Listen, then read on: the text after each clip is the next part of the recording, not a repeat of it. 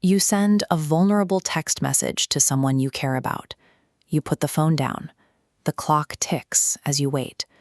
When minutes stretch into hours, your body reacts first. Your stomach drops. Your heart rate accelerates. Before you consciously process the silence, your nervous system has already altered its state.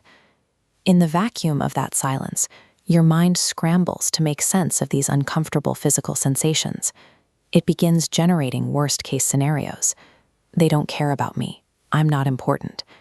The stakes escalate immediately. Your mind convinces you that the silence isn't a matter of timing, but a signal that the relationship itself is slipping away. Within seconds, a neutral event becomes a terrifying internal crisis, an automated chain reaction that psychology has spent decades attempting to map. To diagnose our reactions, we have dozens of different theoretical maps. Attachment theory looks at our styles of connection, while trauma theory explains how the mind organizes itself around overwhelming experiences. Researchers like Brené Brown have shown how deeply our identity is shaped by the search for belonging and the fear of shame. Contrast that with R.D. Laing, who looked at the divided self, treating our psychological fractures with a more clinical, analytical lens.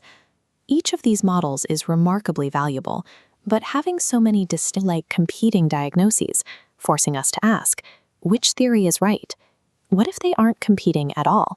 What if attachment, trauma, and shame are simply different structural layers stacked together into a single emotional operating system?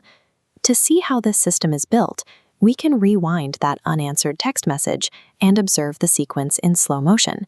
Everything starts at layer 1, the body.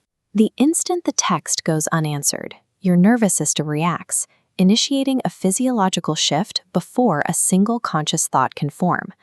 That physical alert activates layer 2, protection. This is where old trauma responses or internal defensive parts step in, attempting to shield you from whatever danger your body just sensed. You aren't choosing this. These first 2 layers operate entirely below conscious awareness, functioning as rapid, involuntary reflexes. This is why initial emotional outbursts feel so unstoppable. They are automated physiological defenses, not rational choices. As we move down the timeline, those raw physical sensations and defensive mechanisms finally coalesce into layer 3, the feeling. This is the moment you experience a recognizable emotion, like anxiety. Because this sudden feeling is so intense, it creates a sense of psychological urgency. Your brain demands an immediate explanation for why your body is in distress. This leads to layer 4, the meaning. To solve the discomfort, the mind drafts a conclusive story, deciding that the silence means you aren't important. This sequence shows how different theories occupy specific layers.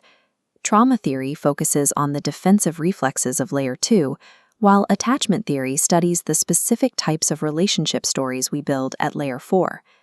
In mere seconds, the operating system successfully takes a neutral external event and converts it into a rigid story about your self-worth. The most dangerous feature of this system is how convincing it feels. We have a tendency to believe that the story our mind just generated is absolute truth.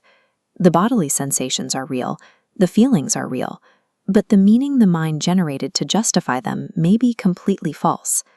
When we repeat this process over years, we begin to mistake these temporary emotional activations for permanent character traits. By stating "I am anxious" instead of "I am feeling anxious," we allow a background operating system to author our core identity. The intensity breaks.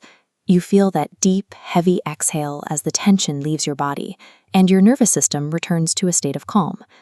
In that calm, you can look back at the spike and ask a different question. Instead of trying to find the right psychological diagnosis, you can look specifically at the meaning your mind generated. You can ask yourself, now that the activation has passed, do I still actually believe the story my mind created?